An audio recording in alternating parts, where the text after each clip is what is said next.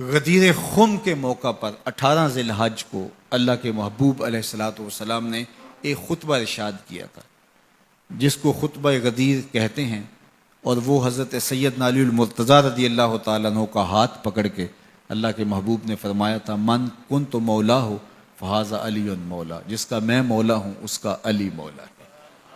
اور پھر آقا کریم مدینے کی جانب روانہ ہوئے تو اللہ کے محبوب علیہ السلام جو ہی مدینہ المنورہ کے قریب پہنچے اور دور سے مدینہ کے دیوار و در دکھائی دیے تو حضور نے اپنی اونٹنی کو ایڑ لگا دی۔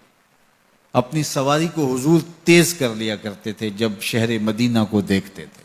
شوق مدینہ اللہ کے محبوب علیہ الصلوۃ والسلام کی اونٹنی کی تیزی کا سبب بنتا، اور پھر جب احد نظر آیا، جبل احد، تو اللہ کے محبوب نے ارشاد فرمایا، احد جبل یحبنا ونحبہ، احد ایسا پہاڑ ہے جو ہم سے پیار کرتا ہے، ہم اس سے پیار کرتے ہیں۔ وہ پہاڑ ہو کہ اللہ کے رسول سے پیار کرتا ہے، پہاڑ ہو کہ عشق رسول کی دولت بیدار اپنے سینے میں رکھتا ہے۔ آپ جانتے ہیں یہی پہاڑ تھا جس کی چھاتی پہ حضور حضرت ابو بکر صدیق، حضرت عمر، حضرت عثمان رضی اللہ تعالی عنہما نے قدم رکھے تو یہ خوشی سے جھوم اٹھا، تو اللہ کے محبوب نے اپنی ایڑی زور سے مارتے ہوئے پہاڑ کو مخاطبہ کرتے ہوئے فرمایا، پہاڑ ٹھہر جا، جانتا نہیں تیرے اوپر اللہ کا ایک نبی، ایک صدیق اور 2 شہید ہیں۔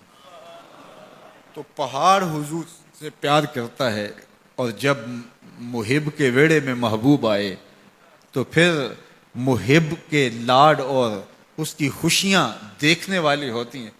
تو اس نے رقص کرنا شروع کر دیا کہ حضور آئے ہیں، تو آقا کریم علیہ السلام نے اس پر ایڑی لگائی اور فرمایا کہ اے پہاڑ، اے احد ٹھہر جا۔ ملا علی قاری علیہ رحمہ نے یہاں بڑی پتے کی بات لکھی ہے۔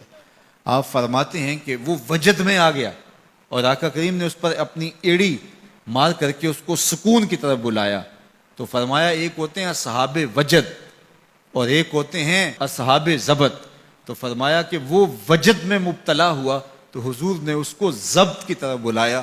اس سے یہ ثابت ہوا کہ اصحاب وجد سے اصحاب ضبط افضل ہیں۔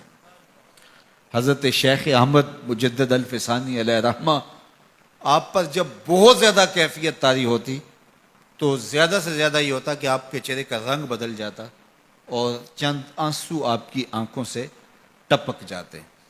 تو یہ کیفیت اہل ضبط کی ہے، شراب عشق پی کر جو نہ بہکے ظرف اس کا ہے کہ ایک ایک بوند اس کی رکھتی ہے تاثیر مے خانہ۔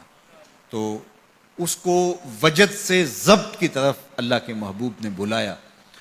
تو پہاڑ سے حضور پیار کرتے تھے اس لیے کہ وہ حضور سے پیار کرتا تھا۔